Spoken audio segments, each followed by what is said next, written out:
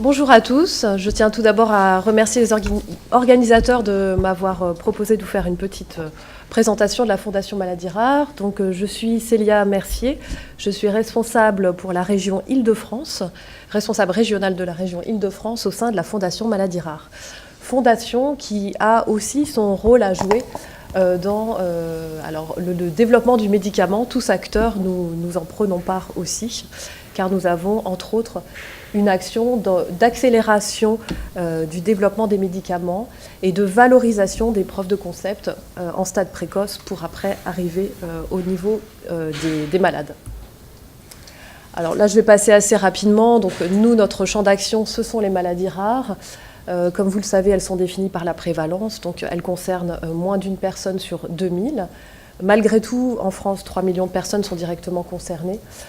Les gros challenges des maladies rares et qu'il reste encore aujourd'hui une majorité de pathologies qui sont orphelines de traitement. Donc il y a vraiment une marche de progression très très importante à franchir pour développer de nouveaux traitements spécifiques pour ces malades. Et il y a aussi encore malheureusement aujourd'hui une grande errance diagnostique. Donc il y a aussi une marge de progrès très importante pour aider au diagnostic de ces pathologies. Donc c'est un enjeu, les maladies rares, qui est un enjeu évidemment tout d'abord social, qui aujourd'hui est de plus en plus connu, notamment grâce à des acteurs très importants, notamment l'AFM Téléthon. Et puis la mise en place de 2 plans nationaux maladies rares. Et puis au niveau international, il y a aussi un consortium de recherche qui a été mis en place, l'IRDIRC, de recherche sur les pathologies rares. Malgré tout, il persiste certains défis, et pas des moindres, dont des défis scientifiques, une recherche qui doit être coordonnée, dont la communication entre les différents acteurs du fait de la difficulté et de la plurispécificité des maladies doivent apprendre à travailler ensemble et à se connaître. Il y a un aspect aussi social des maladies rares qu'il ne faut pas négliger. Il ne faut pas s'arrêter évidemment à la mise en place de nouveaux traitements, mais aussi proposer des solutions d'aide au parcours de vie des patients, surtout quand ce sont des maladies qui n'ont pas de traitement à ce jour. Et puis bien garder, enfin ce matin vous l'avez longuement démontré, mais le malade doit rester au centre des projets de recherche, donc que ce soit des projets thérapeutiques, mais aussi des projets sciences humaines et sociales et d'aide au parcours de vie. Et au-delà de ça, les maladies rares ont après une incidence et peuvent aider évidemment la recherche pour des maladies plus fréquentes. La compréhension de certains mécanismes dans certaines pathologies rares ont permis la mise au point de traitements, notamment pour des cancers. Donc, nous sommes au-delà de l'impact maladies rares. Donc, comme vous le voyez, il y a vraiment un enjeu très important, social, scientifique et humain, de coordination de différents acteurs qui ont une nature différente. Et il s'est avéré qu'il fallait mettre en place une nouvelle organisation de recherche plus collaborative et vraiment centrée sur les malades.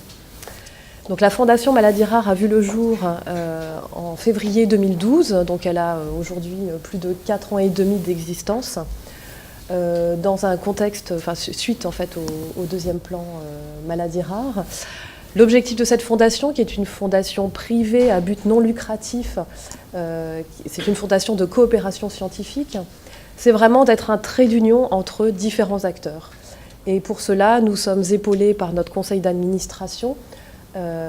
Alors nos membres, nos 5 membres fondateurs ont une part, font partie évidemment de notre conseil d'administration. Ils représentent une pluridisciplinarité en quelque sorte. Donc ils représentent la voix des malades au travers de l'AFM Téléthon et de Alliance Maladies Rares.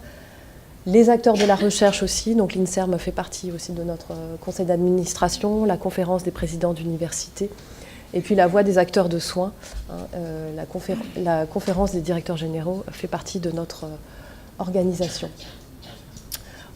Au niveau de notre organisation, donc nous sommes d'une structure relativement restreinte, à taille humaine, puisque nous sommes 15 personnes, avec la particularité que nous avons une direction scientifique et une direction de la politique scientifique de la Fondation qui est localisée au niveau de la plateforme Maladies Rares à Paris. En revanche, nous avons une équipe de 7 responsables régionaux qui sont localisés dans toutes les régions françaises, donc au niveau des principaux pôles hospitalo-universitaires. Et le rôle vraiment des responsables régionaux, dont je fais partie, c'est d'être en relation au quotidien avec les chercheurs, alors que ce soit des chercheurs des instituts académiques, mais aussi des cliniciens et des experts des pathologies rares, afin de développer des outils qui vont être les plus adéquats possibles pour essayer d'accélérer leur recherche, et aussi accompagner les projets scientifiques qui sont les plus innovants et qui vont apporter vraiment un plus pour la vie des malades. Au-delà de notre conseil d'administration, nous sommes aussi épaulés par un conseil scientifique qui est composé de plus de 26 médecins français et internationaux et qui vont représenter différentes disciplines. Ce conseil est très important car il va guider la stratégie de la Fondation Maladies Rares, notamment dans sa politique d'appel à projets. Voilà, donc on le voit, notre objectif concrètement au sein de la Fondation, c'est vraiment d'aider le décryptage et la connaissance de ces pathologies rares, aider au diagnostic et à la mise au point de nouveaux traitements, mais au-delà de ça aussi, proposer des actions qui aillent dans l'amélioration du quotidien des patients. Pour cela, nous mettons en place donc, des actions terrain, je dirais, au jour le jour auprès des acteurs dont vous faites partie, mais aussi on met en place des colloques, en moyenne un colloque par an. Il y en a un qui va avoir lieu dans 10 jours, un colloque sciences humaines et sociales très important qui va regrouper différents acteurs. On a eu des colloques sur le séquençage et sur la valorisation de la recherche, point aussi très très important. Et puis, on essaye donc d'identifier les points et les difficultés rencontrées par les chercheurs pour débloquer les projets de recherche et aller au-delà. Donc, rapidement, au niveau de notre modèle économique, on accompagne des projets qui sont portés par des chercheurs académiques. Donc ça, j'insiste, on ne va pas soutenir financièrement des projets de sociétés privées. Notre champ d'action, c'est vraiment une politique d'appel à projet. Pour ce faire, il nous faut évidemment un budget et ce budget vient en grande partie de nos membres fondateurs, dont l'AFM Téléthon qui a une part très très importante dans le budget annuel de la Fondation, des organismes publics, notamment l'INSERM, mais aussi le secteur privé. Et c'est la raison pour laquelle les membres de la Fondation Maladies Rares ont aussi un rôle en levée de fonds, donc afin de pérenniser, je dirais, et d'augmenter autant que faire se peut le budget de la Fondation afin de le réinjecter directement dans des projets de recherche. En 4 ans d'existence, donc là vous avez un petit panorama de tous les projets, des résultats que nous avons obtenus, donc selon les 3 grands axes: compréhension des maladies rares, donc grâce à des appels à projets notamment de séquençage de génomes et d'exomes. On l'a ouvert récemment à des transcriptomes. Donc là, évidemment, l'objectif, c'est vraiment aider au diagnostic et à la compréhension des maladies. À ce jour, plus de 130 maladies ont été identifiées grâce à nos appels à projets. Deuxième type d'axe qui est plus avancé, je dirais, dans le développement du médicament. Donc là, vraiment développer des nouveaux traitements. On va retrouver sous ce chapeau donc, des projets de développement de modèles animaux notamment. Et là, nous finançons des petits modèles animaux, de grands modèles animaux, mais aussi du screening de potentiels candidats médicaments. Donc on a financé des projets, on accompagne aussi des projets innovants de chercheurs, ce que je vais développer par la suite. Et 3e axe très important aussi, amélioration du quotidien des patients et des malades et des familles concernées. Donc nous finançons un appel à projet annuel en sciences humaines et sociales qui, celui-ci, est un projet pluridisciplinaire qui doit regrouper donc un clinicien ou un expert de la maladie, à minima une association de patients et un expert ou un chercheur en sciences humaines et sociales. Voilà, donc plus de 240 projets. Et comme je vous le disais tout à l'heure, donc dans les projets qui ont été financés dans l'axe développer des nouveaux traitements, nous avons ce que nous appelons les POC ou les preuves de principe que nous accompagnons. Alors, qu'est-ce qu'on entend par preuve de principe? Chacun a un petit peu sa définition. Malgré tout, je pense qu'on peut tomber d'accord sur le fait que c'est la démonstration qu'un composé, quelle que soit sa nature, que ce soit un composé chimique ou biologique, interagit ou module in vitro à minima, et c'est encore mieux quand c'est démontré in vivo, une réponse cellulaire ou physiologique d'intérêt. Donc, à ce jour, nous accompagnons donc, des chercheurs donc, qui sont soit des cliniciens, soit des chercheurs qui sont porteurs de ces types d'innovations. Cela concerne des molécules en repositionnement aussi. Là, on est vraiment sur, je dirais, une répartition à 50-50. Les POC que nous accompagnons au quotidien, il y en a 50% qui sont des molécules innovantes et 50% d'entre elles qui viennent du repositionnement. Et nous ne faisons pas de distinction entre les pathologies. Nous accompagnons les projets qui le nécessitent. On ne va pas privilégier telle ou telle pathologie, qu'elle soit rare ou ultra rare, ou tel axe thérapeutique.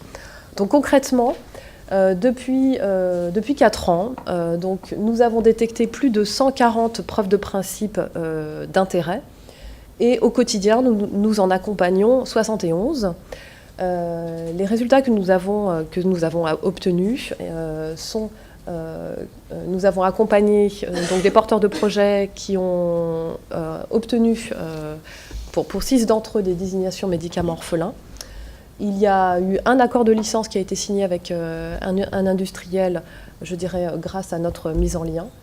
Et nous avons 15 mises en relation à ce jour avec des industriels qui ont été établis.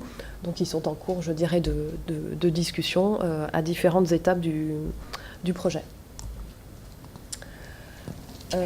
Au-delà de ça, au-delà des mises en relation avec des industriels, on peut aussi accompagner les chercheurs à d'autres stades, et notamment on va établir, en fait, quand on identifie une preuve de principe, on va faire un audit de l'état d'avancement de cette POC et fournir un conseil aux chercheurs qui peut aussi avoir un lien avec la protection intellectuelle, par exemple. Est-ce que je dois breveter ou pas de l'aide médico-réglementaire, voilà, et la mise en relation avec des partenaires.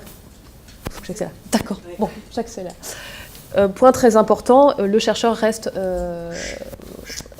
Oula, il n'y a pas de partage de protection intellectuelle, le chercheur reste... voilà, reste... Je conclus, bon, d'accord, voilà. Donc, aide médico-réglementaire, je l'ai dit. Là, vous retrouvez en termes de financement un récapitulatif des différents appels à projets que nous proposons, sachant qu'on peut aussi aider les porteurs de projets à regarder des financements autres, type des financements européens, par exemple, IRAR ou H2020. Évidemment, nous travaillons en collaboration avec d'autres structures qui existent. Il y a notamment évidemment des organismes, des structures de valorisation qui sont bien connues, parfois peu connues par les porteurs de POC, et nous sommes aussi là pour apporter la vigilance là-dessus.